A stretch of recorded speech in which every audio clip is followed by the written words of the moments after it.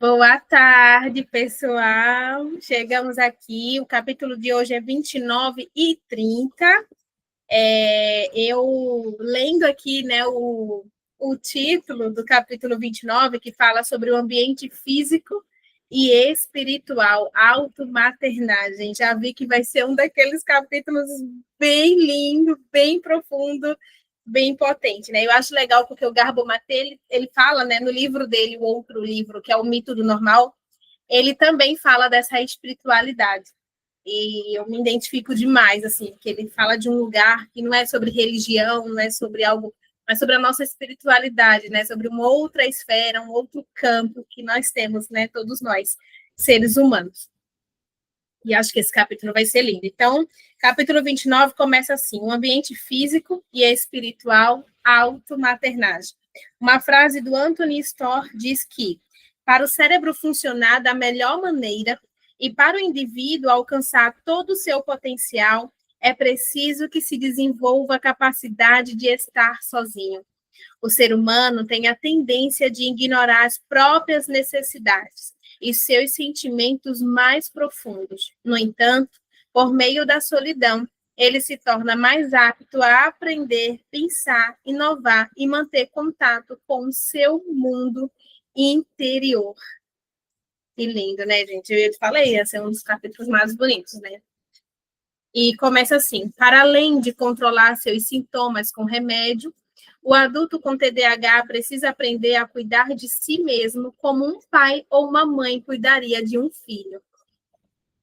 Olha, rapidinho, eu acho lindo isso aqui, essa frase. Eu acho que eu até copiaria ela para colocar num pôster, porque eu sempre falo, uma coisa que eu sempre falo é: eu tenho duas crianças.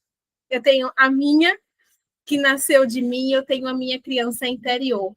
E de vez em quando eu preciso ir lá e pegar essa Keline pequenininha, sabe? Como aquela adulta, me imaginando assim, adulta, tendo um encontro comigo mesma e dizendo: vem cá, eu tô aqui, você tá segura aqui, sabe? Porque é esse encontro com a nossa sombra, né? E ele já começou assim, meu cérebro já me levou para esse lugar também, assim, de...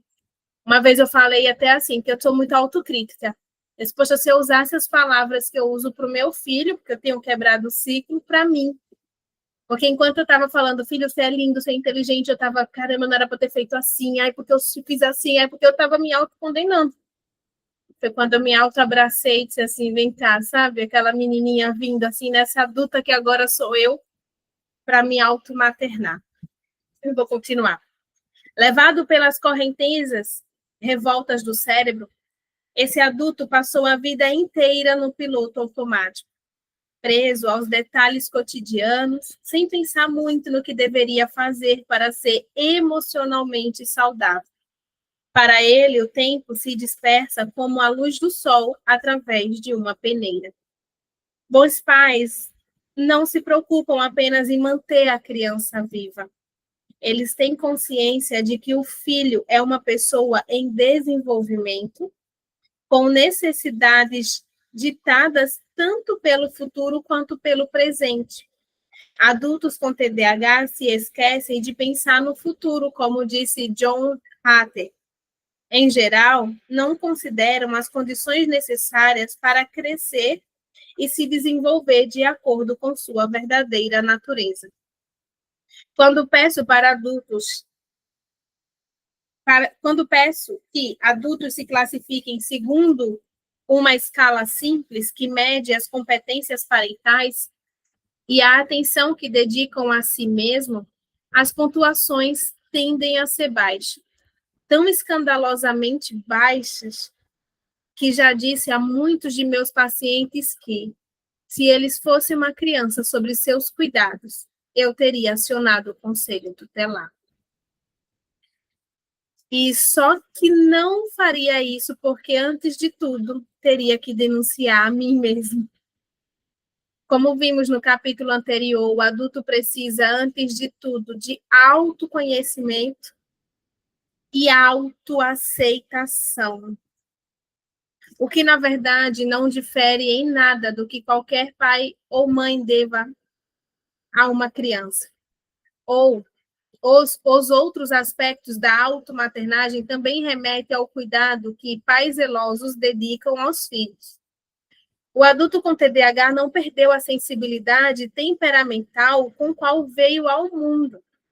Assim como não acontece com as crianças, as condições do entorno seguem tendo um impacto direto e importante em suas emoções e seus processos mentais. Mesmo que esse adulto tenha se tornado especialista em tocar a vida como se não fosse necessário nutrir corpo e alma.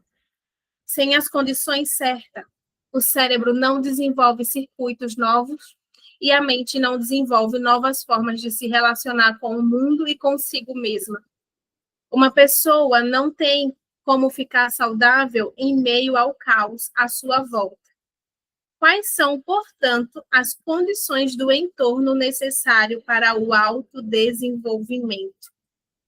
Que incrível ele trazer tudo isso, sabe, amiga? Porque muitas vezes, no lugar de uma mãe, a gente se sente muito solo em diversas situações. É no casamento, é na sociedade, no contexto familiar. Porque às vezes é uma mãe tentando fazer a diferença, tentando proporcionar para o filho. A gente vive isso. É um ambiente mais saudável, mas a gente tem que lidar ainda com uma escola cheia de violência, com os avós ainda muito ligados a tempos antigos, com homens, né, maridos, e a maioria é a mulher que desperta, mas tanto faz.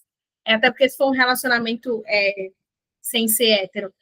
Mas, assim, sempre um se desperta, o outro não, e a gente precisa lidar com tudo isso no ambiente. É interessante ele falar sobre isso, porque, de certa forma, assim, as condições certas para esse cérebro se desenvolver, uma pessoa não tem como ficar saudável em meio ao caos. Eu entendo essa frase aqui, uma pessoa não tem como ficar saudável em meio ao caos em sua volta, tanto para uma criança com TDAH, quanto para um adulto também, viu?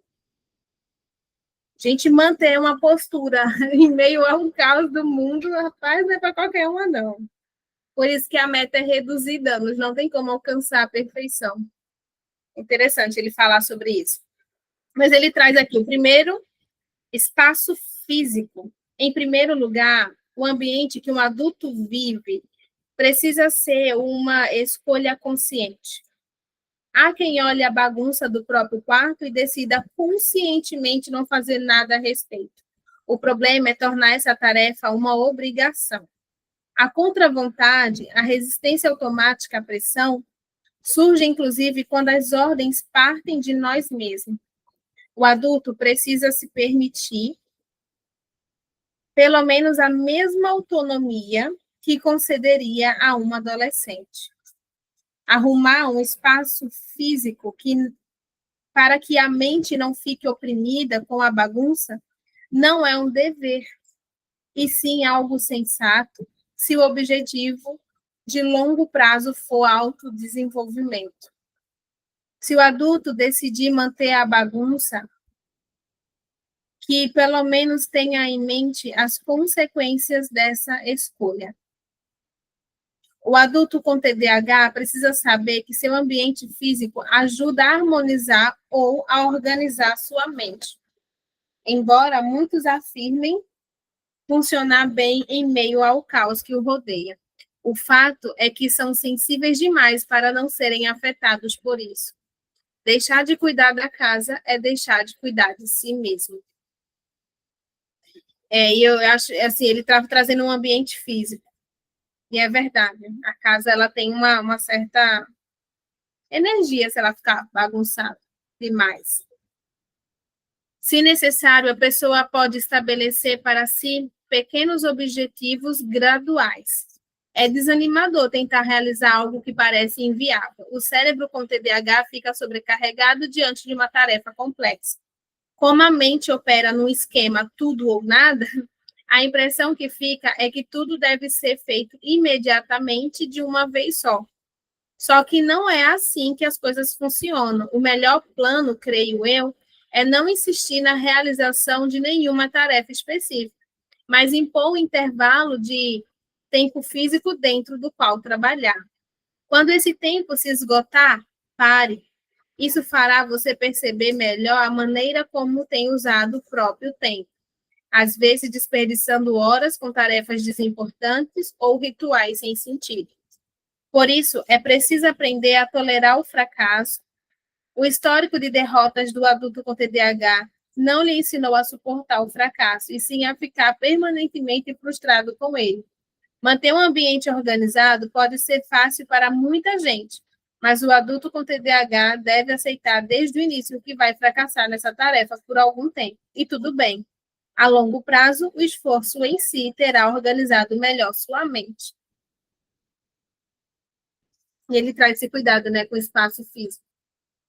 Eu levo muito para um lado também, assim, que mesmo sozinha, eu fui cuidando do meu espaço físico também, no sentido físico dentro de mim, né? Ele trouxe aqui no caso do ambiente da casa, mas, por exemplo, mesmo que isso que eu comentei, que às vezes eu tenho uma escola que não vai estar coerente, né, nesse ambiente, porque é um ambiente, nós estamos aqui nesse meio, ou uma família, ou o companheiro, o parceiro, mas eu cuidei do meu ambiente também quando eu busquei estar perto de pessoas que fossem me fortalecer, né, com outras amigas educadoras parentais, que mesmo longe parece perto. E isso que ele fala, né, de observar o tempo, é uma estratégia mesmo muito usada para quem tem TDAH, chama método Pomodoro. Não sei se você já ouviu falar. A, a, Não, pessoa, a pessoa ela vai escolher uma tarefa, né? Aí coloca um cronômetro para ficar nela durante 25 minutos. Aí ficou durante 25, descansa 5. Uma pausa mesmo para o cérebro oxigenar, para não perder o foco. E aí muitas pessoas descobrem que 25 minutos é muito tempo de foco para elas, que o foco delas às vezes é menor. Tem gente que tem um foco de 10, 15 minutos. E a pessoa que eu trabalho, né, ela é especialista nisso. Ela é neuroorganize. Ela trabalha com muitas pessoas que têm TDAH. Eu até recomendei esse livro para ela. que massa, entendi. Eu já tinha, eu já tinha visto falar, mas não sabia que esse era o nome.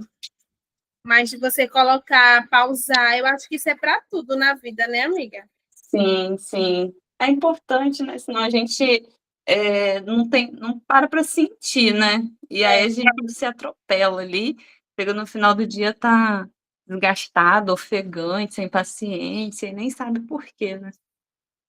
Aqui eu separo, eu aprendi a separar por tarefas, porque eu ficava muito sobrecarregada, porque casa é uma coisa que não acaba. Não tem E aí fim. eu separei, por exemplo, eu passava pano todo dia, agora eu determinei que não vai ser todo dia, tem uns dias certos que eu passo pano, mas eu posso varrer todo dia, já que, né, era muito mais pela limpeza, porque senão É, ficava muita coisa, sabe? sim, aqui também eu fui percebendo isso. Mas varrer realmente não tem como não ser tudo. Mas o pano, por exemplo, eu não passo mais todo dia como era antes.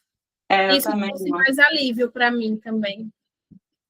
Escolher, né, os pratinhos ali que a gente vai conseguir dar conta, né? Porque não dá para dar conta de manter uma casa impecável, um filho emocionalmente saudável e ainda cuidar da gente mesmo, né? Fora trabalhar. Agora, se a casa. Eu me sinto desregulada quando minha casa está de ponta cabeça também. Eu também. Eu É também. difícil, é. Mas a gente vai mantendo, segurando os pratinhos que a gente consegue, volta, arruma. Bom, o segundo ponto aqui é a higiene do sono. O adulto com TDAH costuma ter hábitos noturnos e ficar acordado até tarde. A origem dessa propensão, propensão não está clara, mas creio que possamos aprender algo observando crianças com TDAH. Muitas vezes, uma criança com esse transtorno tem dificuldade de acordar pela manhã, mas luta para dormir à noite. Creio que o problema seja a ansiedade de separação, pois já vi a mesma criança ser muito mais cooperativa na hora de dormir, quando está se sentindo mais segura emocionalmente. Eu mesmo já reparei que, quando estou menos tenso e ansioso em relação ao meu casamento, minha tendência a ficar acordado até tarde é menor. Algo no adulto com TDAH faz com que ele adie a hora de ir para a cama e apagar a luz, com medo de ficar sozinho, com a própria mente agitada, nem que seja por poucos minutos. Eu costumava ficar lendo até o livro me escorrer nas mãos e acordar horas mais tarde, ainda de óculos e com o abajur aceso. Né? Ponto. Muitos pacientes com TDAH já relataram a mesma rotina na hora de dormir. O medo de ficar só com a própria mente representa, creio eu, uma memória implícita de ausência de contato com o cuidador na primeira infância. Um bebê nessa situação fica muito abalado emocionalmente e tenta encontrar algum outro objeto mental ou físico com o qual se relacionar. Por isso, as crianças pequenas começam a se agarrar automaticamente às partes do corpo, como os cabelos ou os órgãos genitais. O medo inconsciente de reativar essa memória implícita é que leva o adulto a evitar deitar na cama e simplesmente dormir. Um fator que contribui para isso é a mente distraída. Acha mais fácil se concentrar no silêncio da noite quando todas as outras pessoas já estão dormindo. E isso acontece muito comigo, viu? Comigo também. E você acredita que eu tenho essa angústia? Eu sinto uma angústia quando eu percebo assim, estou com sono e preciso dormir. Não sei se é até uma coisa para eu levar para terapia.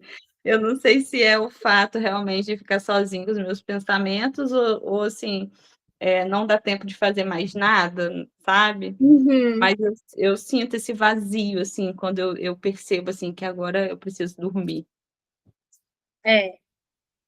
Muitos adultos me disseram que é nessa hora que trabalham melhor ou que sentem em paz o suficiente para ler ou descansar.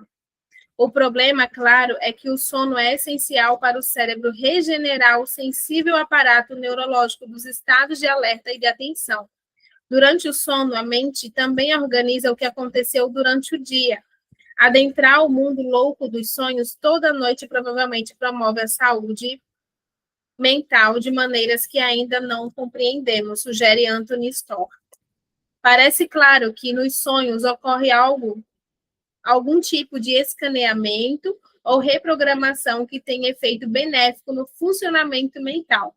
Essa parte talvez seja autoevidente, mas o adulto com TDAH tende a considerar seu padrão irregular de sono um sintoma de transtorno, em vez de vê-lo como algo nocivo para seu estado emocional, para seu estado de alerta e para sua capacidade de atenção.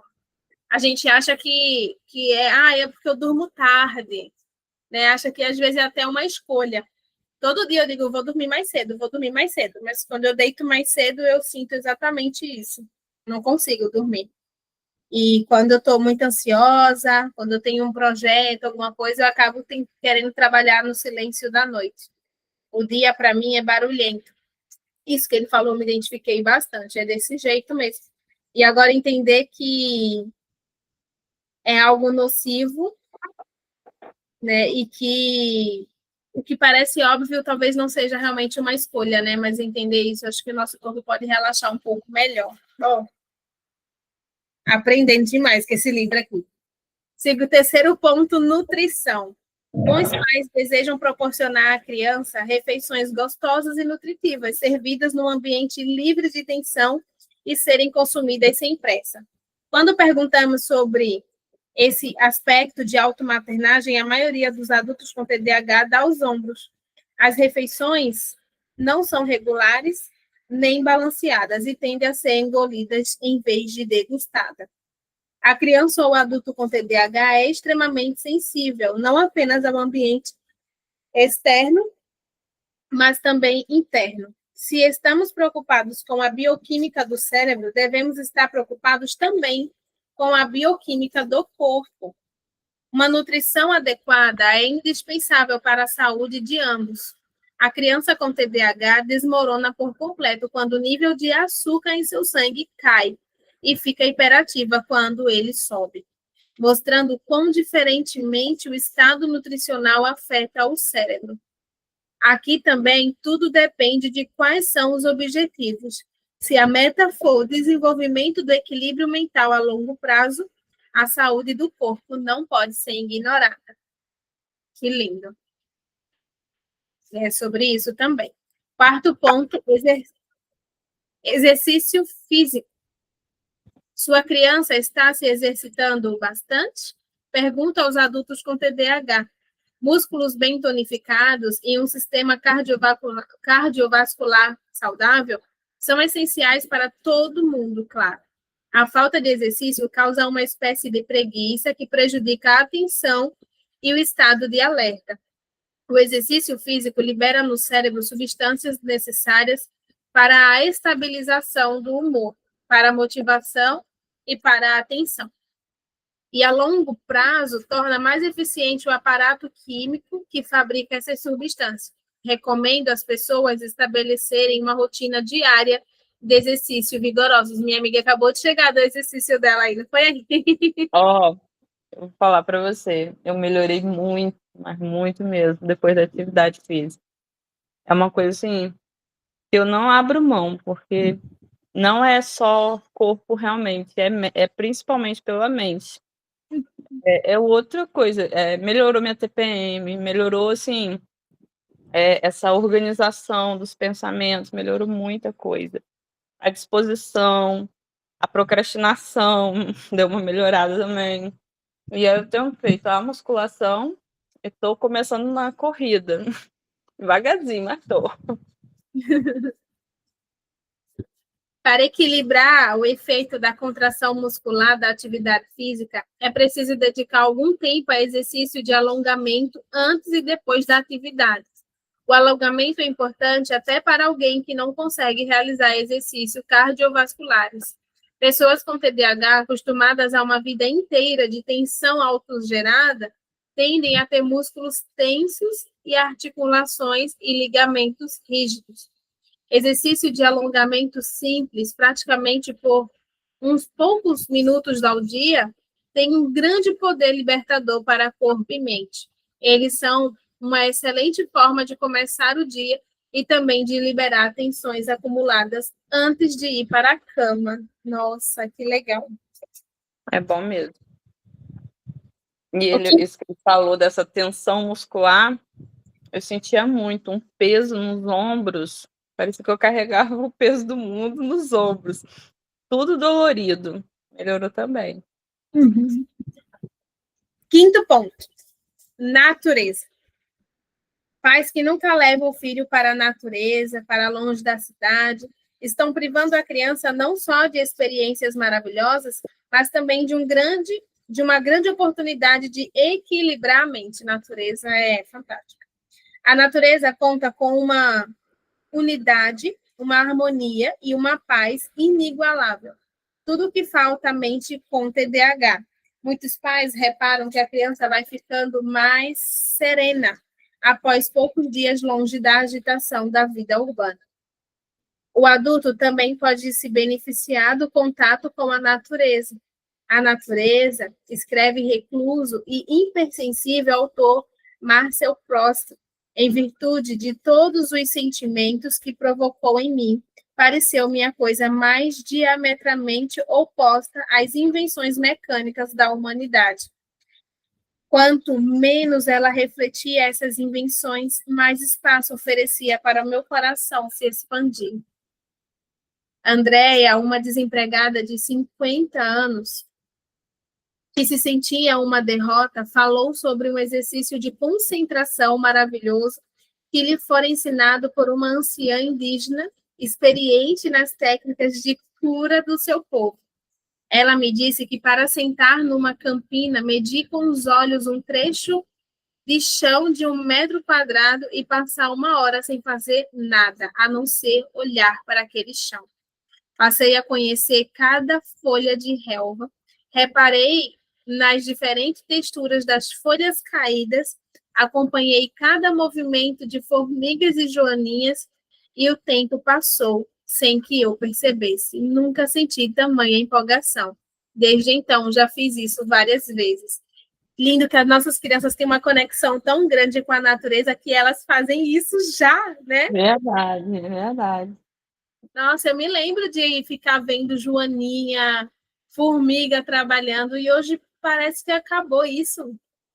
Esse encanto, né, que a gente tem quando é criança, né? Engraçado que esses dias eu vi uma joaninha, aí eu peguei na mão e falei, olha, filho, a mamãe amava ficar brincando com as joaninhas quando era criança.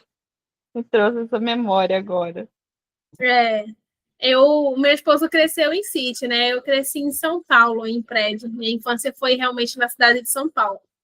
Quando cheguei aqui, ele me levou para uma natureza incrível e hoje a gente tenta manter isso, assim, para Janjão. Janjão ter essa memória com a natureza também. Ela é altamente reguladora. Tanto é que eu falei, né, quando eu termino um atendimento muito pesado, eu sempre pego minha cachorra e vou dar uma volta na natureza, né? Porque aqui na minha rua, graças a Deus, tem bastante natureza. E vou até a beira do rio ali, que tem muitas árvores, e eu fico ali, que é uma pracinha pequena. Até me regular, realmente, a natureza, gente, é linda. Bom demais. Aqui também, aqui é a pracinha. A Camila está na natureza, inclusive. Olha lá, o cenário dela, que Maravilhosa. delícia. Eu vivo aqui na natureza. Coisa Coisa boa. linda. E as crianças vão crescendo nessa harmonia gostosa. Moro em apartamento, tem que vir para cá. Porque é realmente isso, assim, que nem ela lá de manhã fica dentro do apartamento, né? Que de manhã tem que fazer as coisas, e o quanto é diferente, assim, o quanto você sente, é muito discrepante, assim, você sente mesmo essa diferença, né? Quando eu não consigo trazer ela aqui para a chácara, ela fica muito nervosa, fica muito mais reativa, quando eu precisei ficar só lá. Então ela fica muito mais reativa, fica irritada. E quando ela vem para cá, isso diminui bem, assim, sabe? É bem porque ela fica lá fora, corre atrás de cachorro, e vai ver galinha, e enfim. Então isso aí balança, tem uma balança bem grandona, e balança. Então isso aí desestressa, né? Até eu, às vezes, estou estressada, vou lá na balança, deixa eu balançar. Que delícia, gente. É lindo. No sexto ponto, ele fala menos obrigações. Nenhum pai ou mãe quer sobrecarregar uma criança com uma quantidade impossível de tarefas e responsabilidade. O vício em trabalho do adulto com TDAH e seu medo da palavra não o leva a se sobrecarregar. Uma grande parcela dos pacientes com TDAH que atendi equilibra uma quantidade excessiva de projetos e compromissos que os deixa quase sem tempo para respirar. Nós levamos uma vida agitada, pensando em 10 coisas ao mesmo tempo. Depois nos perguntamos por que não conseguimos ficar parado e prestar atenção em nada. Esse sintoma do TDAH também se auto-perpetua. Ele cria a si próprio. Se o objetivo for mudar a maneira como a mente liga consigo mesma, precisamos abrir algum espaço para ela se desenvolver. Talvez tenhamos que abrir mão de algumas atividades. Eu falei disso num atendimento, gente, que incrível. A mãe tinha organizado tudo, sabe? Ela tinha tudo bem pontual, fazer isso, aquilo, outro. E eu disse, mas a criança estava trazendo que aquele ambiente estava tão rígido que mesmo ela dando conta de tudo, a criança não estava suportando aquilo. E algo precisava ser revisto naquela rotina tão organizada, mas que ao mesmo tempo com pouquíssimo tempo de presença plena para os filhos. E ela tem uma criança super sensível dentro de casa que está comunicando isso lindamente, através do comportamento. Eu percebi isso numa sessão. Sétimo ponto, diversão. Existe uma diferença entre se entreter e se divertir. Ver televisão pode ser um entretenimento, mas não é uma atividade que diverte. A pessoa não se sente revigorada ao desligar a TV. A diversão, por outro lado, nutre a mente ou destrava o corpo. Cada pessoa gosta de se dividir de um jeito diferente, mas o fato é que todo adulto com TDAH nega a si mesmo uma rotina de regeneração mental e física. Expressão criativa. Quase todo adulto com TDAH que conheço tem algum receio secreto por se expressar artisticamente. e quase nenhum toma uma providência concreta em relação a isso. Liberar os instintos criativos é essencial para encontrar significado e propósito na vida. Nos fóruns online sobre TDAH, encontramos várias histórias de sucesso. Gente que, apesar do TDAH, se tornou um grande artista, um escritor, um gênio. Argumenta-se, inclusive, de modo duvidoso, na minha opinião, que o TDAH confere vantagens como criatividade e senso de humor. Mozart, Einstein e Thomas Edison são alguns dos exemplos famosos. Não há como negar que a mente com TDAH tem tendência à criatividade, mesmo aqueles sem interesse criativo. Exibem uma veia artística e são capazes de encontrar soluções engenhosas com as quais os outros nem sequer sonhariam. Eu mesma adoraria acreditar que as limitações neurofisiológicas e as disfunções psicológicas discutidas nesse livro também têm seu lado positivo, o que daria a mim e aos meus semelhantes um certo poder de expressão criativa.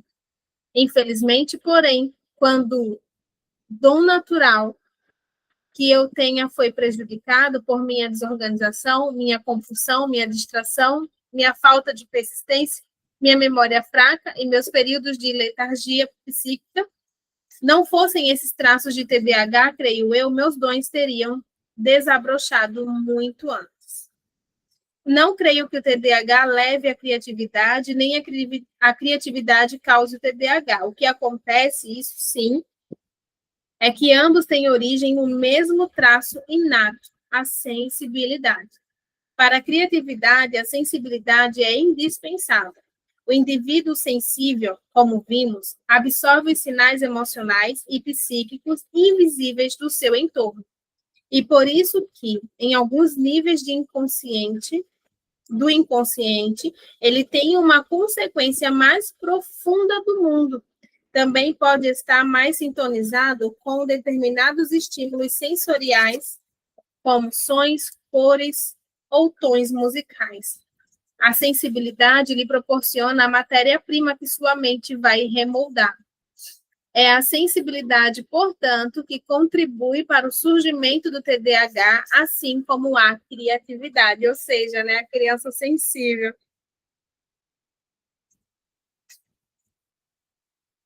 Colin, um homem de 40 anos que diagnostiquei com TDAH 2 anos atrás, trabalha como barman há 20, ganha bem, bebe mais do que deveria e se recrimina por não ter diploma universitário como os irmãos.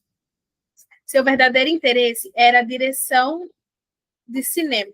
Parte da minha abordagem de tratamento é explorar, junto com as pessoas, sua natureza criativa e encorajá-las a fazer uma autoinvestigação e por que esse lado foi negligenciado. Se autoestima significa estimar a si mesmo, então os impulsos criativos mais profundos do indivíduo precisam ser levados em consideração. A automaternagem, que ajuda a curar o TDAH, precisa prestar atenção nas necessidades criativas das pessoas. Sabe o que veio no meu coração também? Não sei se faz sentido para vocês. Que ele fala no começo do livro que o TDAH, ele é, na verdade, uma condição do nosso córtex pré-frontal, né? Que funciona de uma outra forma, que não tem isso tão desenvolvido, que é justamente onde está o nosso controle de impulso, pensamento lógico, né? Que iria organizar. E eles têm essa falha justamente porque não foi desenvolvido, a sensibilidade do ambiente precisava disso com mais precisão, os adultos não têm para oferecer, e acaba que a gente vai tendo esse cérebro, né, durante o tempo com TDAH. E ele falando dessa criatividade, talvez seja isso, talvez porque uma pessoa com TDAH, ela está muito mais ligada ao emocional do que ao intelectual. E por isso que a criatividade que vem desse lado do hemisfério direito do cérebro, né, ou do andar de baixo, ele floresça mais, porque eu não preciso pensar tanto para criar algo. E a sensibilidade de absorver tudo o que acontece à minha volta, talvez seja uma outra forma de funcionar, de criar, né, e não tão rígido, porque, na verdade, o nosso intelectual, de certa forma, ele é muito rígido. em inúmeras situações assim que a gente vive. Ele é muito metódico e uma criança, por exemplo, emocionalmente, ela não tem isso desenvolvido. Vocês acham que faz sentido isso? Foi o que veio no meu coração lendo esse livro. Vocês entenderam o que eu quis dizer? Faz sentido? Será que é loucura da minha parte? Não é loucura, não. É exatamente isso. Não é loucura, não. É, porque o controle inibitório, que daria todo o controle das emoções, a motivação, a tudo, e eu tenho uma certa deficiência nessa região do cérebro, o que mais prevalece é a parte emocional dele, é como ele funciona, ele absorve e cria. Ele cria através de desenhos, de escrita, do que ele quiser criar ali, sabe? E isso é um ponto positivo, talvez por isso que pessoas com TDAH têm a tendência a serem bem mais criativas do que qualquer outra que é mais intelectual e metódica, né? E que tem até mais controle de impulso, porque eles não têm. E aí, quando a gente não tem aquele pudor, a gente consegue se expressar assim, de forma não verbal muito melhor para o mundo. Eu acredito que seja isso. Colin veio se consultar comigo recentemente. Ele começou a trabalhar na próspera indústria cinematográfica de Vanderkolve, está adorando e em breve dará o corajoso passo de abandonar a estabilidade de seu emprego do bar do hotel. Só lamento uma coisa, ele disse, estou trabalhando com um monte de gente que sabia o que eu queria desde cedo. Então, eles estão 20 anos na minha frente, preciso recuperar muito tempo perdido. É mesmo uma pena, concordei. Mas primeiro você precisa recuperar o tempo perdido consigo mesmo. Nem todo mundo consegue ganhar a vida com a arte de sua escolha, mas sempre incentivo as pessoas a identificar sua energia criativa e deixar que ela flua naturalmente. Para muitos adultos com TDAH, seguir esse conselho não significa buscar nada de novo, apenas se reconectar a algo que se distanciaram tempos atrás. Meditação e mindfulness. O problema do TDAH, como qualquer outro que as pessoas enfrentem individualmente ou coletivamente, só pode ser resolvido por meio de uma visão equilibrada de nossas necessidades como seres humanos. Já vimos como é importante estar atento ao corpo e buscar ajuda para desatar os nós psicóticos que nos prendem. O terceiro pilar de uma existência humana equilibrada é o espiritual. Ela pode ocorrer num contexto religioso, mas não necessariamente. Trabalho espiritual significa cultivar uma solidão consciente.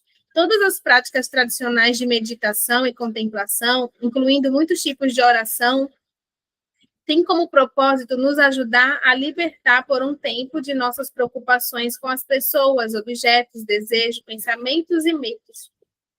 E buscar ativamente uma conexão conosco e com o restante da criação, imensamente benéfico para todos, o trabalho espiritual é essencial no autotratamento do TDAH.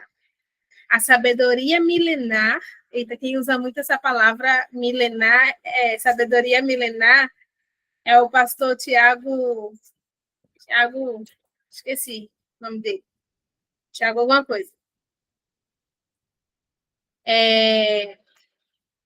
A sabedoria milenar das tradições de todos os continentes e culturas nos diz que a realidade tem aspecto mais profundo e universais do que tendemos a imaginar em nossa vida atarefada.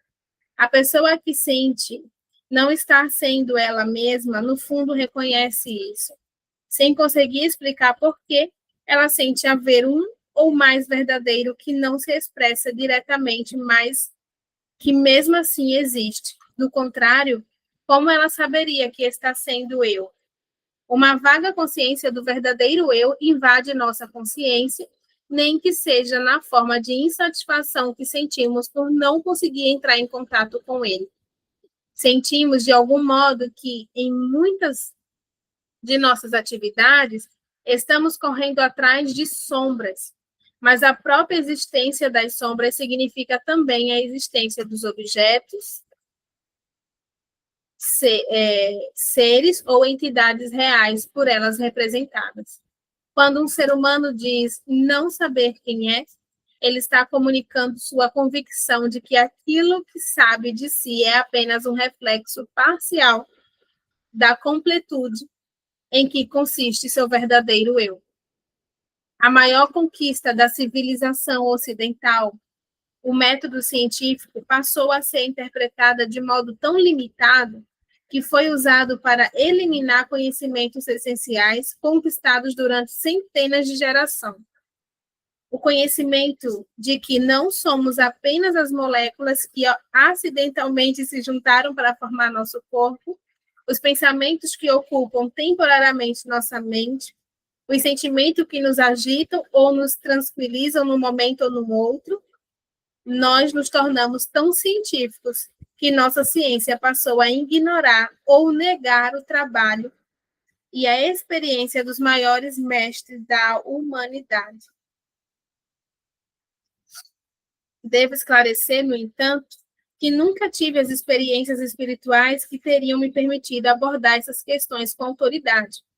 Para começar, só recentemente comecei a prestar mais atenção em minhas próprias necessidades espirituais. E nem sempre consigo fazer isso, como é típico de uma pessoa com TDAH.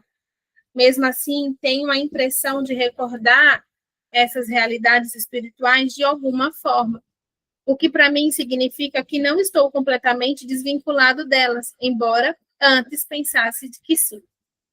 Pessoas que já se aprofundaram no estudo do verdadeiro eu, como a psiquiatra e praticante do budismo Mark Epps e o mestre espiritual, o psicólogo Almas, dizem que para a manifestação integral do eu é preciso usar o conhecimento da psicologia ocidental moderna, junto com os ensinamentos espirituais das tradições orientais e médio-orientais e dos povos originários de outros continentes. Eles não sugerem uma síntese entre espiritualidade oriental e psicologia ocidental, mas mostram que ambos os caminhos exploram o mesmo terreno. Não é preciso sintetizar aquilo que já é inseparável. Estou convencido de que eles têm razão. Para a mente fragmentada pelo TDAH, a busca da plenitude deva, portanto, envolver também a busca espiritual. Não importa como o indivíduo a defina. O método que escolhi para mim mesmo foi a meditação. A mente com TDAH sente um enorme desconforto com o ato de meditar, um tédio intenso. Isso torna ainda mais impressionante o fato de eu recentemente ter passado a apreciar a meditação e ansiar por ela. Depois de algum tempo, torna-se divertido ver a mente agitada e ansiosa dar suas cambalhotas, piruetas e fazer seus truques de mágica. Observar todas as coisas e trabalhar para não confundir isso tudo comigo. De todas as traduções espirituais, o budismo foi a que mais profundamente cultivou a meditação. Nietzsche, chamada Buda de o mais profundo dos fisiologistas, ele poderia muito bem ter dito fisiologista. Já vimos que parte da base neurológica do TDAH é a sobrevivência tenaz de rotas neurológicas agitadas na primeira infância, resultado da tendência dos neurônios que continuarem disparando juntos, caso tenha disparado junto algumas vezes. A meditação, com o objetivo de alcançar o mindfulness, um fortalecimento do terceiro olho, observador na mente, é uma forma de enfraquecer o poder das reações neurológicas automáticas. A cada instante, escreve Mark Epps, preste muita atenção exatamente ao que está vivenciando no momento presente, separando suas reações dos acontecimentos sensoriais em si. Meditar é uma forma de influenciar a neurofisiologia do TDAH, uma forma importante, mas não a única. Qualquer atividade que promova uma concentração consciente, da jardinagem a artes marciais, trará benefícios. Adultos com TDAH deveriam, ao menos, cogitar se dedicar a alguma rotina diária de solidão contemplativa. A solidão contemplativa é diferente de estar sozinho num recinto lendo, ouvindo música ou perdido em desvaneio. Significa dedicar certa atenção à própria vida, aos próprios pensamentos e sentimentos. Assim como a natureza tem efeito integrador e harmonioso. Sem algum tipo de prática, é tão impossível desenvolver a habilidade de concentração quanto aprender a tocar piano. Nada é mais difícil para a mente com TDAH do que meditar ou contemplar qualquer coisa com uma atenção determinada. Isso é verdade. Por isso que a gente vê as crianças, né? Não conseguem parar quieta e os pais ficam loucos tentando descansar, mas é muito difícil para eles ter essa atenção por muito tempo. Um cérebro acostumado a décadas de desatenção e desorganização não vai reorganizar da noite para o dia. Se o objetivo de longo prazo for desenvolver a atenção e a presença de espírito, é preciso dedicar tempo e esforço ao seu cultivo diário. No início, basta conseguir manter o foco, nem que seja por 5 minutos. O importante é reavivar uma habilidade por muito tempo adormecida. Com todas essas tarefas de automaternagem, o dilema para o adulto com TDAH é que o próprio estado que ele deseja superar dificuldades da criação das condições necessárias para o crescimento. Para conseguir aquietar o caos interior, é preciso eliminar sua consequência, o caos exterior. Depois de uma vida inteira de experiências decepcionantes, é natural que as pessoas esperem encontrar ajuda no comprimido ou na sabedoria de um especialista. Muitas pessoas querem refazer a própria vida, escreve o médico e escritor Andrew Weil, mas não conseguem se imaginar fazendo isso sem ajuda externa. Se ao menos as mãos competentes de alguém pudessem exercer a força necessária para fazê-las começar, elas conseguiriam, mas sozinhas continuam a seguir os mesmos caminhos de sempre. Como já vimos, não se pode forçar ninguém, nem mesmo a si mesmo, a se motivar.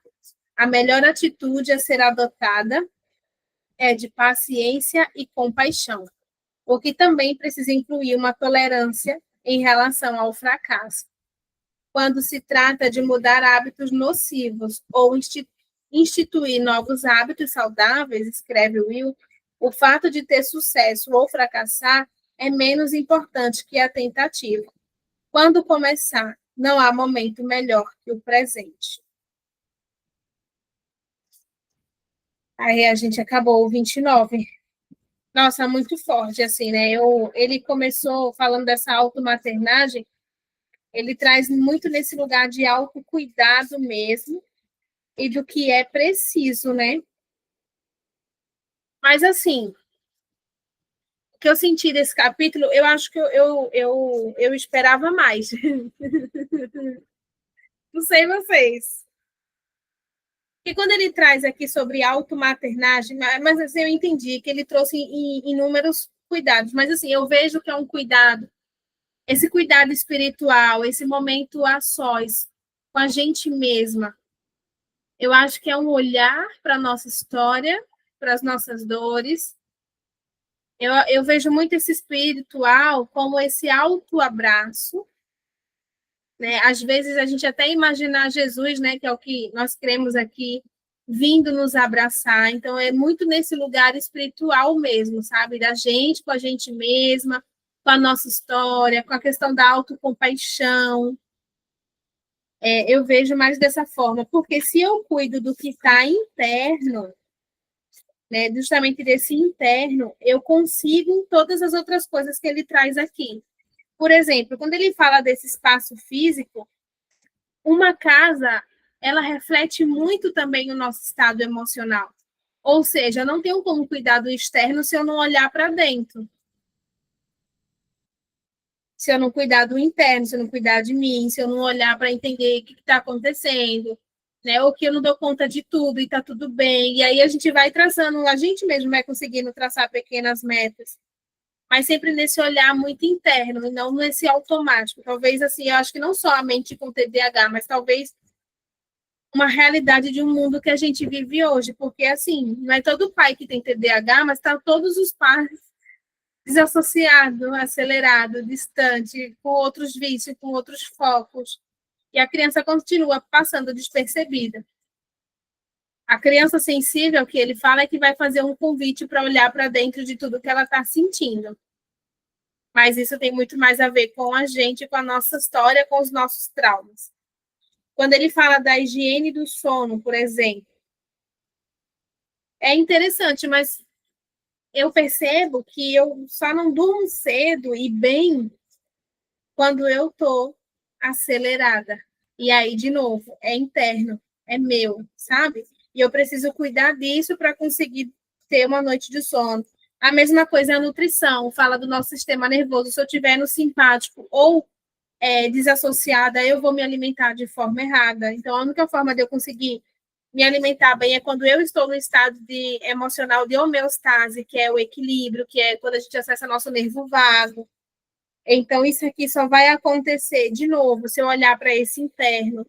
Exercício físico, a mesma coisa. É preciso olhar para esse interno e a gente ir começando aos pouquinhos e ver com que a gente se identifica mais também.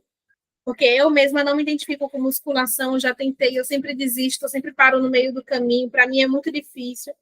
Mas eu adoro kickbox, luta ali, sabe, que é livre. Eu não gosto de ficar com o pé contando até 3. Não, para mim eu não gosto, é muito parado. E ali, por mais que eu tivesse desmotivada, mas tinha um mestre e dizia, vamos, vamos, sabe? E parecia que toda a minha raiva ia para aquele saco de boxe. E era como eu conseguia me manter. Então, para mim, musculação não funciona. Correr sozinha não funciona. Não consigo. Eu preciso disso. Eu acho que eu nunca fiz, mas eu me identificaria com a... Já que eu gosto de, acho que com... Como é o nome? Ai, meu Deus. Peraí. Pilates? Não.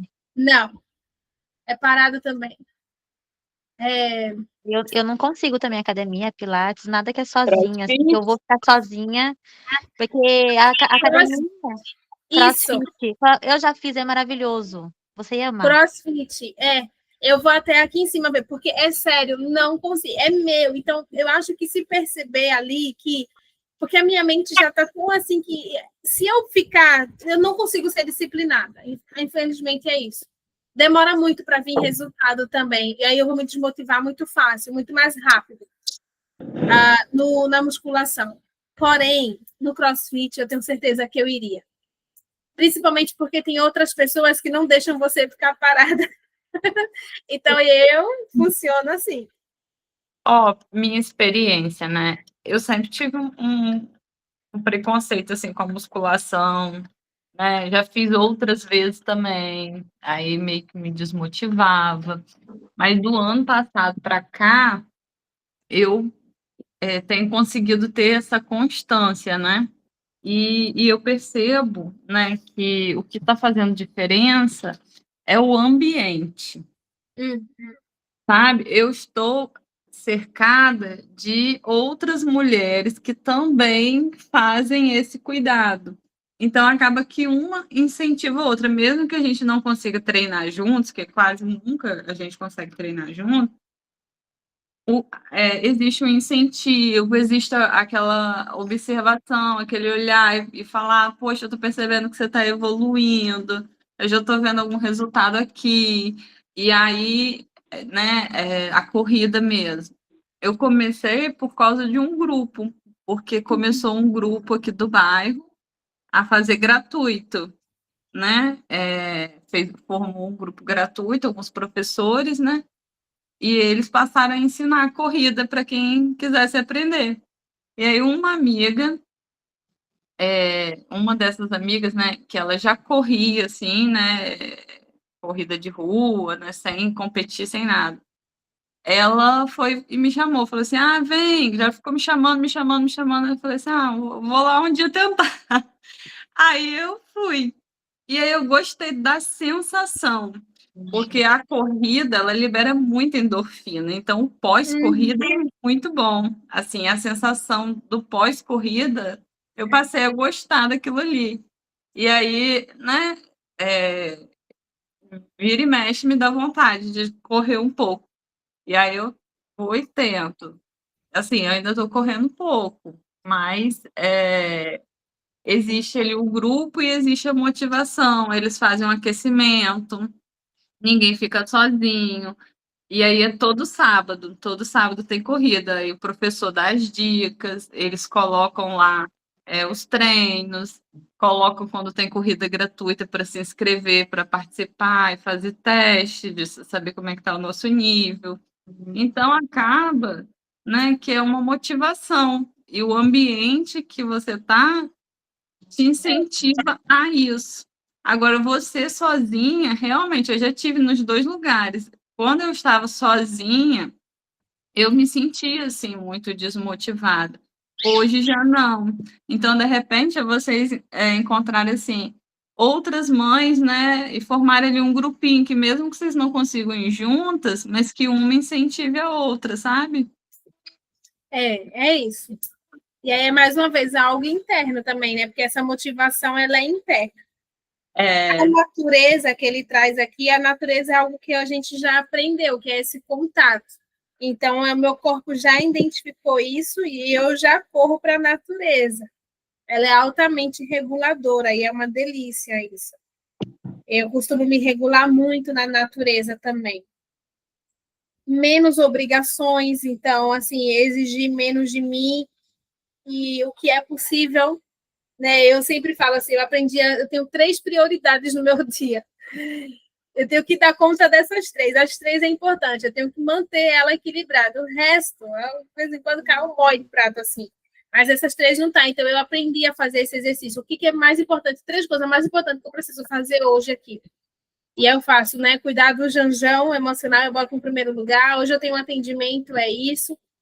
E hoje eu preciso fazer mais alguma coisa. Pronto. Aí a casa às vezes fica, sabe, eu não tenho mais essa coisa assim comigo de obrigação.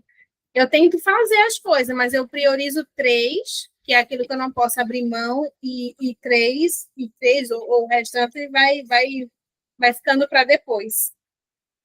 Diversão, para mim, foi bem interessante quando ele traz isso aqui. Realmente existe o entretenimento e a diversão é o que a gente pode fazer pela gente, é aquelas, né, aquele lugar gostoso de estar, aquelas risadas espontâneas, o brincar livre.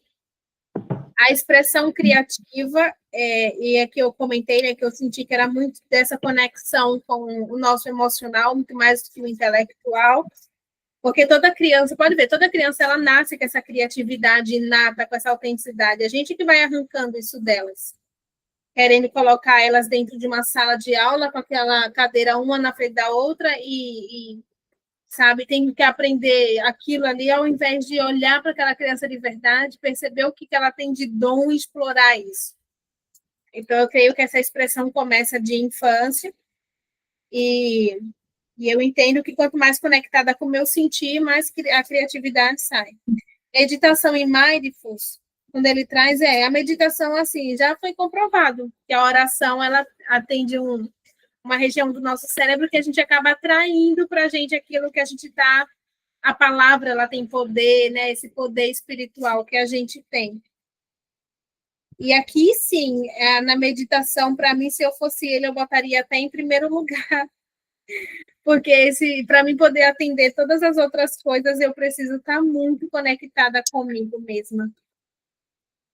Eu senti assim que ele quis trazer algo mais prático, mais palpável, assim, para que as pessoas pudessem colocar em prática, né? E aí talvez faltou esse olhar assim, né? De por onde começar primeiro, né? Acho que foi. Ele saiu e trouxe aqui, né? Você não quer um beabá, uma ferramenta? Então vamos lá, isso aqui, né? Foi. Em relação ao espiritual, realmente, gente, porque a nossa fé. Imagina, eu fico imaginando uma pessoa sem fé. Como é que ela vive na vida? E eu estou falando de fé em qualquer, né? Se você crê no Buda, como ele trouxe aqui, mas é essa fé que nos mantém vivos. Sem fé, a gente não vai manter vivo. Então, bom, é isso. Foi bonito o capítulo, foi prático, né? Mas a automaternagem é o autocuidado, e o cuidado precisa começar de dentro para fora. Eu acho que eu deixaria essa mensagem no final. No E capítulo... também, sim, só para complementar, uma coisa assim que a gente acabou aprendendo no curso, né, que fez muito sentido para mim, foi que o autocuidado para cada pessoa é diferente, né? Não necessariamente para uma pessoa vai ser ir na academia, vai ser esse cuidado exterior, mas é alguma coisa que me dá prazer em fazer. E às vezes pode ser só tomar um café em silêncio e aquilo vai ser um momento de autocuidado para mim. Isso. É a gente saber identificar, né, o que nos dá prazer, o que nos leva para esse estado de bem-estar, de estou em paz, isso me nutre, né? E aí volta, né, com o que ele trouxe aqui, faz sentido, eu lembro. E realmente a automaternagem talvez é o cuidar dessa criança interior e oferecer para ela a mesma coisa que eu ofereceria para o meu filho. Né? Quando a gente coloca uma criança, por exemplo, vem, filho, é importante para você, né? Numa natação, numa coisa assim. É o mesmo cuidado, então é importante para mim, mas eu preciso estar bem com aquilo ali, sabe? É preciso identificar, porque senão eu vou para a academia como obrigação, como ele disse aqui. Isso, eu ia assim, muitas vezes, só para cumprir. Não era uma coisa prazerosa. Sim. Então, assim, se para mim é importante fazer exercício, mas eu preciso encontrar pelo menos um prazer, que mesmo na hora da dor e de desistir, dizer, vixe Maria, pelo menos eu estou amando aquilo ali, e a gente vai, como você encontrou na corrida, como eu encontrei no kickbox, né? No capítulo 30, ele fala mascarando lágrimas e tristeza, vícios e o cérebro com TDAH. Uma frase do Guter Grass diz assim: não é verdade que quando o coração está cheio, os olhos necessariamente transbordam. Há quem nunca consiga fazer isso, principalmente no nosso século, que, apesar de todo o sofrimento e a tristeza, com certeza vai entrar para a história como um século sem lágrimas. O tanto que a gente se finge de forte, né? Foi gostoso. Sem demonstrar as emoções. Eu até conversei com uma mãe esses dias que ela teve um parto complicadíssimo, perdeu muito sangue, inclusive fez transfusão, mas mesmo ela estando mal por dentro, botava uma maquiagem e estava sorrindo. O filho dela, altamente sensível, hoje é diagnosticado com TEA e TDAH, porque mesmo que para o mundo ela mostrasse uma coisa, mas no interno estava outra, e a criança sempre, muito lindamente. Todos os vícios são uma espécie de anestesia. Eles distanciam nossa consciência do sofrimento, assumimos outro estado mental e julgamos mais confortável. Só um minuto, ele precisa falar. Ele quer falar com um oi. Oi, meu amor! Oi! E ele tá nervoso. Tá sim. Né? Vai falar agora cansado. Olha lá, falou oi. Olha lá, Dudu. Pronto, pode continuar, perdão. Agora, foi mais linda, gente. Nasceu muito essa criança, como assim? Gente, coisa mais gostosa. Nasceu ontem, me lembro da Camila no TCC. Tava com ele bebezinho, não foi? Que tinha acabado de nascer. Era Dias. Foi, lindo. Passou o curso todinho. todo. Foi atrapalhar. É que ele tava... Dudu. E aí ele ficava olhando, tipo, que ninguém tava falando. Dudu, tadinho. A mãe vai ligar aqui o microfone. Que bonitinho. Deixa eu ver onde eu parei aqui, ó. Assumimos outro estado mental que julgamos mais confortável, ao menos temporariamente. Desesperado para sair de nossa mente, sem perceber, nos rendemos à compulsão e nos deixamos levar por um sono desperto. Quer elas saibam ou não, muitas pessoas adictas são portadoras de TDAH, independentemente de qual seja seu vício, jogos de azar, sexo, compras, trabalho, exercício físico, que existe o exagero também, né? Atividade de risco, nicotina, cocaína, álcool ou maconha. Para dar um exemplo, de acordo com algumas pesquisas, a taxa de fumantes na população com TDAH é o triplo da observada na população sem o transtorno. É fácil entender o apelo que as substâncias viciantes têm para o cérebro com TDAH. A nicotina, por exemplo, torna as pessoas mais alertas e melhora a eficiência mental. Também melhora o humor ao estimular a liberação de neuroquímicos como a dopamina, importante para os sentimentos de recompensa e motivação, e as endorfinas, opioides naturais do cérebro, responsáveis por gerar sensações de prazer. As endorfinas, por terem uma estrutura química semelhante à morfina, funcionam também como analgésicos, aliviando assim tanto a dor física quanto a emocional. Acredita-se que um dos motivos para a resiliência espantosa da criança pequena que vive caindo, se machucando e levantando conforme explora o mundo, seja a presença abundante de endorfinas no cérebro nesse estágio da vida. Essa combinação de estímulos e tranquilização permite ao viciado em nicotina, assim como o viciado em cafeína, ser um sonâmbulo desperto. O alcoólatra, por sua vez, vive cambaleando no estado de estupor, com as terminações nervosas anestesiadas, sem sentir dor alguma.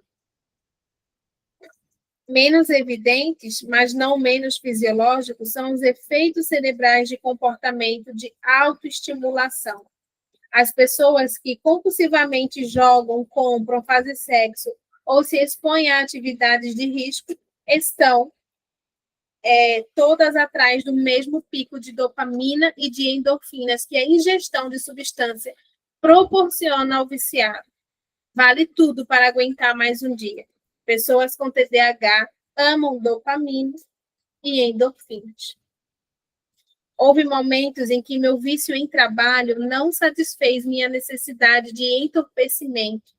Eu precisei de mais e encontrei isso em atividades que alimentavam por tabela minhas necessidades criativas e espirituais. Digo por tabela, porque a mente compulsiva com TDAH não faz ideia de quais são suas verdadeiras necessidades e precisa encontrar por elas alguma expressão simbólica.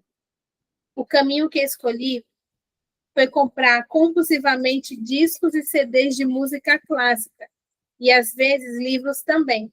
Olhando de fora, esses hobbies podem parecer inocentes ou mesmo admiráveis, algo que de fato seriam caso fossem apreciados de maneira consciente e moderada. Só que o viciado não tem controle. A compulsão chama e o adepto corre para atendê-la. Gradualmente, a cada surto de compras, eu me sentia encolhendo até virar uma versão fantasma de mim mesmo, dominado pelo autodesprezo e questionando o valor da minha existência. Já tratei pessoas viciadas em heroína e pude reconhecer em mim a expressão vazia e desvairada em meus olhos. Há pessoas que têm vício comportamental, sabe? Ou deveria saber. Um pouco a separa do vício em drogas. Ao longo dos anos, gastei milhares de dólares em CDs. Torrar dezenas em 1 ou 2 horas era fácil. Meu recorde de gasto, creio eu, beirou a $8.000 por uma semana. Guardei aquelas notas fiscais para lembrar meus dias de compulsão. Só não fui à falência porque era um médico muito dedicado, leia-se workaholic, e muito admirado mundo afora. Eu justificava aqueles gastos exorbitantes como se fosse uma recompensa por todo o meu trabalho árduo. Um vício servia de hábil para o outro, o que me deixava confuso. E vejo isso em diversos outros adictos com TDAH. Era que duas dependências comportamentais representavam parte minhas que eram genuínas, ainda que exageradas. O vício em disco ou CD podia se disfarçar aos meus próprios olhos como interesse artístico, e meu vício em trabalho como um serviço à humanidade. E eu, de fato, tenho um interesse artístico e, de fato, desejo servir à humanidade. Não haveria nada de errado, pelo menos não pelos padrões da nossa sociedade, em comprar quantidades colossais de discos e livros. Imagino que um homem possa amar tão fervorosamente a música e a leitura, a ponto de decidir, após a devida reflexão, dedicar grande parte de sua renda e energia a essa atividade. A verdade é que, para mim, como para todos os adictos, o que empolgava não era o objetivo explícito, ouvir música, mas processo de aquisição. Hoje, anos depois, ainda sem sequer escutei muitas das óperas e sinfonias que comprei, quanto mais os muitos discos que revendi por uma mixaria sem jamais ter escutado, porque algumas outras versões precisavam de espaço para a minha prateleira. Ou seja, né, todo vício esconde uma falta. Às vezes a gente está vivendo uma situação e acha que não, mas porque eu gosto, mas não é um vício. Ele não conseguia nem dar conta. Tem mulher mesmo que é viciada em sapato, em roupa, tem tanta roupa que nem dá conta, gente, de usar aquilo tudo. Então, é uma forma de substituir essa dor mesmo, achando que... Não percebendo, né, o exagero. Existe uma linha tênue, porém discernível, entre vício e paixão. Qualquer paixão pode se transformar em vício. Tudo depende apenas de quem está no comando, se o indivíduo ou o comportamento. A adicção é um comportamento que a pessoa mantém apesar da certeza de que ele causa prejuízos a ela ou a terceiros. A paixão ama o objetivo ou o processo que constitui seu objetivo, os quadros que uma pessoa compra ou que ela mesma pinta. Mas o verdadeiro objetivo da adicção é a emoção de mergulhar no comportamento, não o amor que se tem por ele. O objetivo de quem joga compulsivamente não é a vitória, e sim a emoção do jogo. O efeito disso na minha família foram devastadores, não por causa das privações financeiras ou mesmo do tempo que eu passava fora de casa, fuçando as lojas. O efeito principal era que, sempre que estava dominado pela compulsão, não conseguia estar presente. Aqui está o ponto, né? Dessa linha tênue que ele fala. Mesmo em casa, não estava atento à minha família. Para um viciado, a moral, a verdade, a devoção a um parceiro ou aos filhos podem virar uma abstração. Eu me atrasava para compromisso com meus filhos, ou então apressava para que eles adequassem a minha rotina. Mentia para minha esposa diariamente durante semanas e meses a fio. Quando a hora da verdade chegava, como sempre chega, eu fazia confissões cheias de culpa, promessas que logo seriam quebradas. Entrava correndo em casa, guardava no hall de entrada minhas mais novas aquisições e fingia estar presente. Por dentro, eu só conseguia pensar em música. Obviamente, eu detestava a mim mesma. E quanto mais eu recriminava, mais duro, controlador e crítico me tornava com meus filhos e minha família. É insuportável ver a necessidade dos outros, ainda mais de nossos filhos e filhas, quando estamos preocupados em atender às nossas falsas necessidades. Olha aí a questão da automaternagem que ele fala no capítulo anterior. Se ele não tivesse atento a isso aqui e ciente de que era algo dentro dele, ele não estaria escrevendo esse reconhecimento. Isso aqui é automaternagem para mim, esse é o autocuidado. cuidar muitas vezes dessa compulsão aqui, porque ela não vem do nada. E nem vem só para uma mente com TDAH, não. Ela vem de uma falta. É uma forma de buscar essa dopamina que nos foi tirado na nossa primeira infância. Talvez o ápice, mas não o fim dos meus anos de vício, tenha sido o dia em que larguei uma mulher em trabalho de parto no hospital para ir correndo até o centro da cidade buscar não sei qual disco pela qual andava obcecado. Eu até teria conseguido voltar a tempo do parto se não tivesse começado a procurar outros discos para comprar. Olha só que loucura. Ao voltar, murmurei desculpas, mas nenhuma explicação. Todas foram extremamente compreensivos. Até mesmo minha decepcionada paciente. O nome dela é Joyce, e ela conhece essa história há muito tempo. Afinal, sou um médico atarefado. Não posso estar em todos os lugares ao mesmo tempo. Quando me entregava à compulsão, eu me sentia mais focado que nunca. Era capaz de recordar títulos, regentes, selos de gravadoras, críticas de música. Meu cérebro ficava totalmente alerta. Eu marcava de almoçar com 2 pessoas diferentes, em 2 restaurantes diferentes, ao mesmo tempo, mas nunca me esquecia de ligar para a loja quando queria encomendar algum disco. Meus lobos pré-frontais ficavam encharcados com as endorfinas e com a dopamina liberada pela empolgação da busca e da compra. O vício, de uma forma estranha, faz o viciado se sentir mais conectado à vida. Que no fundo não está, né? O lado ruim é que ele o separa cada vez mais de si mesmo.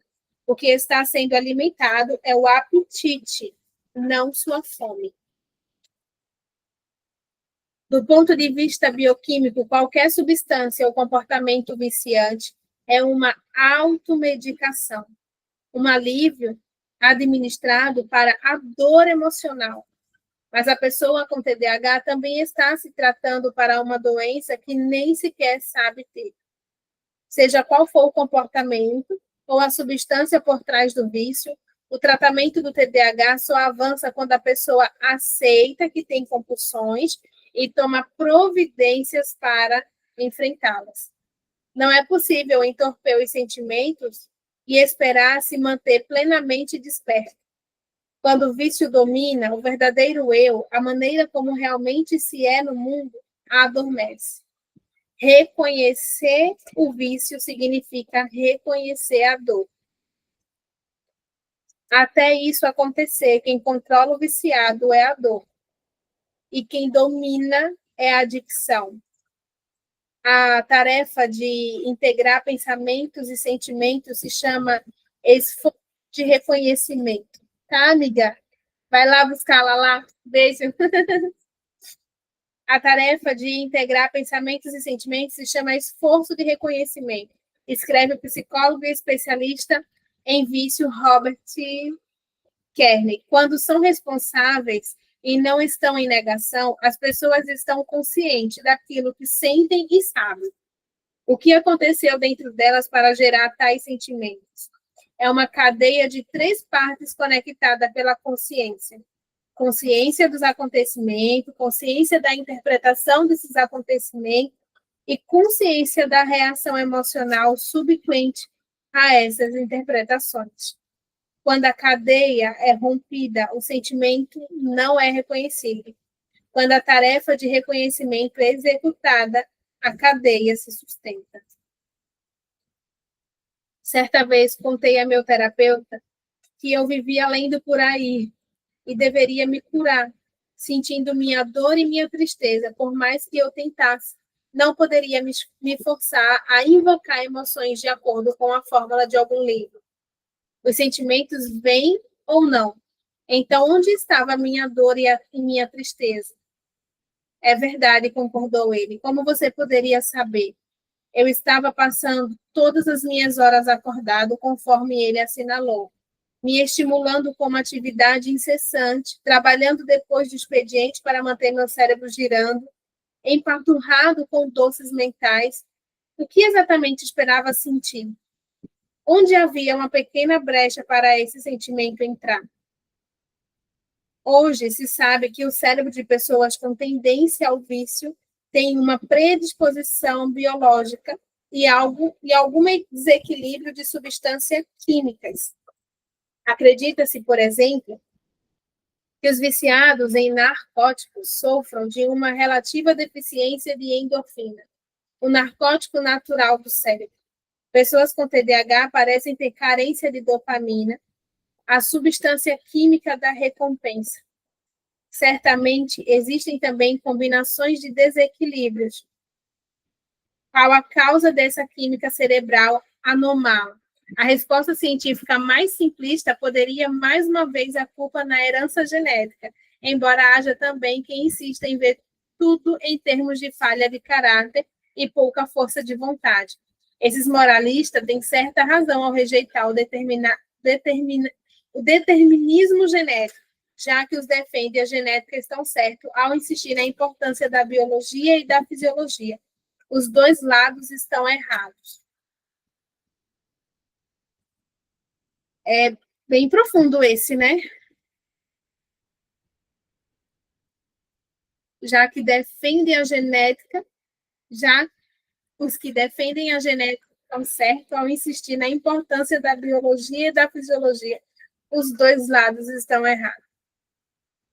As origens da neuroquímica deficiente no vício, assim como da neuroquímica deficiente no TDAH, podem ser relacionadas a acontecimentos ocorridos durante o primeiro ou segundo ano de vida, e, como sabemos, é o período formativo mais crucial para o cérebro.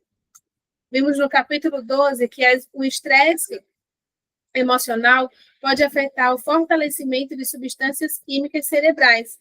Recorde, por exemplo, como filhotes de macaco apresentam uma queda no nível de dopamina em seus lobos frontais após apenas poucos dias separado da mãe. O isolamento social e a privação precoce, esse aqui é interessante que ele traz.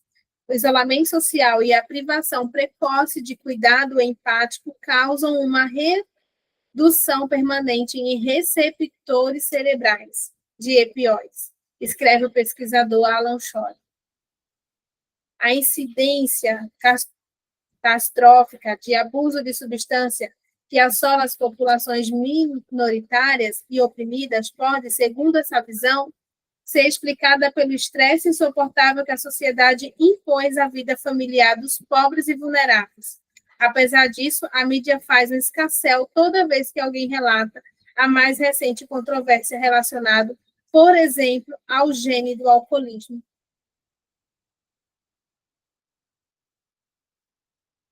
É muito profundo o que ele traz, amiga, assim, porque o vício, ele é algo muito da nossa história. É. E ele traz muito a epigenética aí também, né? É.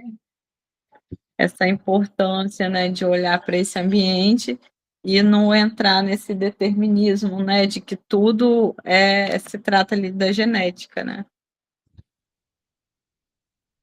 E ele traz que os dois lados estão errados, porque nem tudo é só genética, Nem tudo é só ambiente. Os dois lados estão errados. Estão interligados, né, na verdade, né? Um se comunica ali com o outro, né? A predominância de um pode ser intensificada pelo outro, né? Como o contrário também é verdadeiro, né? Podemos ver, portanto, que a dor que uma pessoa viciada em substância não quer sentir tem por origem as mesmas experiências que privaram da substância química que elas estão tentando repor por meio de sua adicção.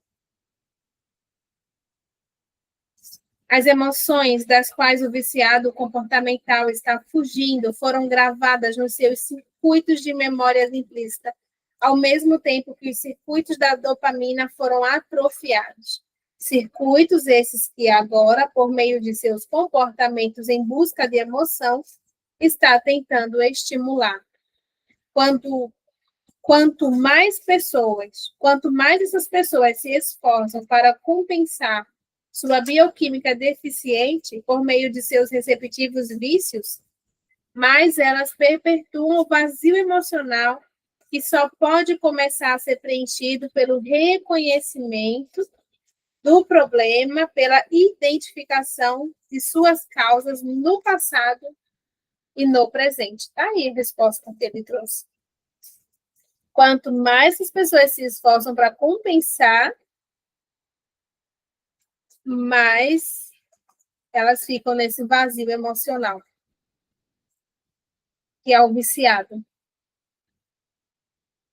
E aí, quando a gente fala, né, apanhei e não morri.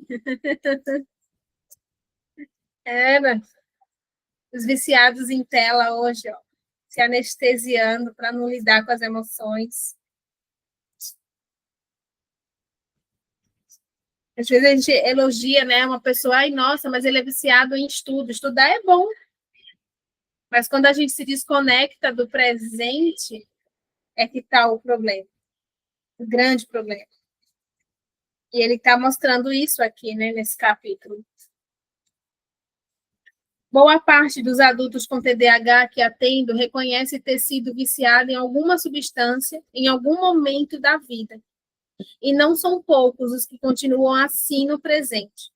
Quando descubro que pais e mães em busca de tratamento para o TDAH do seu filho têm um vício em alguma substância como álcool, eu lhes digo com a maior gentileza de que sou capaz, que seu filho não tem como receber muita ajuda a menos que eles confrontem esse vício deles mesmos, né?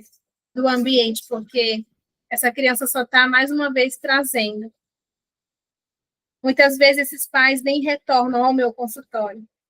Adultos que queiram superar seus problemas com TDAH precisam fazer uma escolha parecida.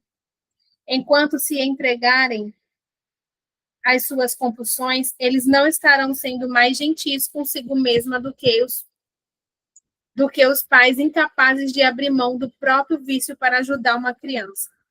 Existem muitos tipos de ajuda para o viciado que deseja se curar. Embora muitos enfatizem apenas o vício, não são as causas subjacentes. Geralmente, ficamos tão preocupados com o problema causado pelo uso de drogas, escreve o Dr. Hallowell e Hadley em Tendência à Distração, que não consideramos que propósito a droga pode estar comprimindo o usuário. Embora o TDAH não possa ser tratado com sucesso enquanto o vício seguir dominado, o vício tampouco pode receber a atenção adequada se o TDAH for ignorado e as origens comuns de ambos permanecerem inexploradas. Em seu romance, O Tambor, o autor alemão Kreis retrata uma casa noturna que a clientela Braser frequenta para cheirar cebolas pungentes ao som de uma percussão desenfreada.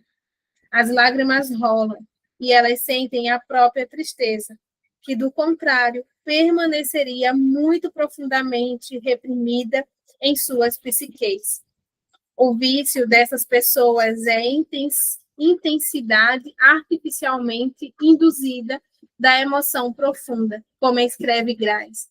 Vivemos muito distanciado da nossa tristeza e que a parte mais verdadeira de nós.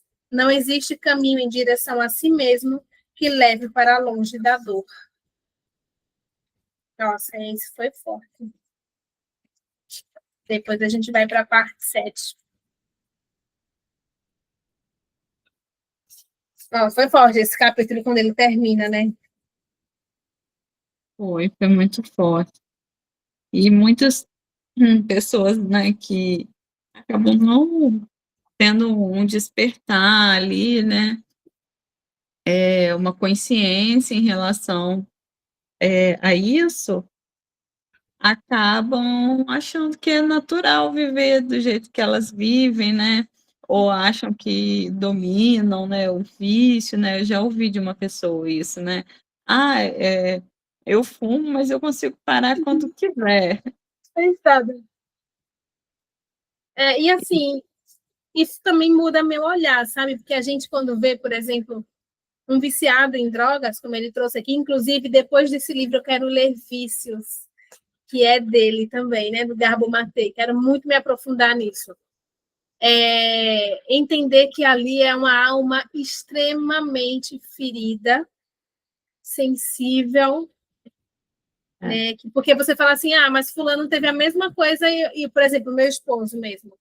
A infância dele, eu olho assim, eu faço, rapaz, qualquer outra pessoa que tivesse naquele contexto ali poderia se envolver, porque ele estava no ambiente dessas pessoas. Inclusive, muitos amigos dele, que ele não tem amigo de infância, porque muitos daqueles amigos se perderam, menos ele. Então, assim, não é só uma questão de querer e de consciência, mas porque ele não tinha esse cérebro sensível com TDAH, por exemplo, né? Porque vai muito realmente da... É como ele fala, o trauma não é pelo que você passa, é o que acontece dentro de você. E isso é muito individual, a forma como eu interpreto e enxergo a vida. Então, eu acredito que os viciados, eles são esse cérebro sensível, essas crianças que buscavam e precisavam dessa nutrição emocional, dessa ocitocina, que é o toque, a bioquímica da amamentação, né, da conexão mãe-bebê, nos primeiros anos de vida, como ele trouxe ali. E como já era algo, né, como ele mesmo fala, que estava o gene ali, o ambiente ativa, não entrega o que esse bebê precisa e cá crescem adultos viciados em drogas, em trabalho, em sexo, em se anestesiar dessa dor que a gente nunca aprendeu a dar. Então, o que a gente faz hoje, por exemplo, de nomear o sentimento, filho, eu sei que você está triste, amor, eu sinto muito, eu estou aqui. Quando eu nomeio isso, tanto de coisas que eu... Porque a gente tem costume, não precisa chorar, olha, não precisa chorar, não chora. Tá tudo bem chorar, filho. Que é isso, sentindo raiva, e não dá permissão, e a gente passa a vida sem querer sentir esses piores sentimentos, que é o luto, é a raiva. E a gente se anestesia, seja na comida. E aí, quando ele trouxe, né, no capítulo anterior sobre automaternagem, é isso. Primeiro eu vou identificar a minha dor para poder curar ela. E aí sim, todas as outras coisas vão vir. O autocuidado vai vir. Eu tenho um primo, né? Ele... O bairro que a minha mãe mora numa roça, né? Assim, e lá sempre foi super tranquilo. E aí esse primo, ele começou a ter contato, né, com pessoas desse mundo, né? Conviver bastante com pessoas com vício. E aí ele se tornou um viciado. E a proporção foi tão grande que ele montou um tráfico lá no bairro, e aí um bairro que era calmo, hoje é considerado perigoso por causa do tráfico. E assim, aí os irmãos dele também foram indo para esse caminho, sabe? E é uma dor, assim, na família, né? O irmão da minha avó, né? Ele é muito triste com isso, né? Sempre foi aquela pessoa muito exigente com as coisas, sabe? E aí, né, para ele ver o neto, né, indo por esse caminho foi muito difícil, né? Mas quanto de história, né, que não tem ali, porque são filhos de pais separados, não pela separação em si, né, mas como se deu a separação, como o pai dele conduzia as coisas. Então, assim, né, se, né, de fato eram crianças já mais sensíveis, né, eles tiveram muitas aces, né, que justificaram os vícios, né? Eu vejo também a questão da identidade, desse verdadeiro eu, como ele fala aqui também. Por isso que quando entra a meditação, o mindfulness, é uma forma da gente se conectar com o nosso verdadeiro eu. Quando eu entro nesse mundo mesmo, né, como cristã evangélica, é sobre voltar à nossa essência. Quando a gente está sobre o desenho original, né, do ser humano, é voltar para casa, é voltar à nossa essência, é voltar a quem nós éramos. Então, é muito uma questão de identidade também, porque se a criança ouve desde pequena aquilo, ela acha que ela é merecedora e ela vai para aquele caminho ali também, sabe? Buscando esse pertencimento, buscando por essa ser visto, ser amado, e às vezes essas pessoas que lideram o tráfego, elas acham que elas são as poderosas. Sim, eu percebo isso, exatamente. Você falou uma coisa chave, né? Esse pertencimento, essa busca por poder, por ser visto, né? E hoje, infelizmente, ele está preso numa prisão, assim, lá do... A gente está no interior do Rio, né? Ele está preso na cidade do Rio de Janeiro, né? Que é uma prisão, assim, conhecida por ser difícil, né? Que é Bangu, né? Você já deve ter ouvido falar aí na televisão, né? E aí ele tá lá, e aí imagina, né? Tudo que ele não tá passando lá. E assim, e eu não sei como é que, né, é para ele, né? Eu nunca conversei com ele. Na verdade, nunca tive muito contato, né? É aquele primo que você conhece, assim, de vista, sabe? Mas você imagina, né? Passa na cabeça, né? E eu acho que já é assim uma retraumatização e acaba que vai criando uma proteção e vivendo naquele meio ali, né? Como se aquilo fosse natural mesmo, né? Caramba, assim, esse personagem, né? É isso. Amiga, até o próximo encontro.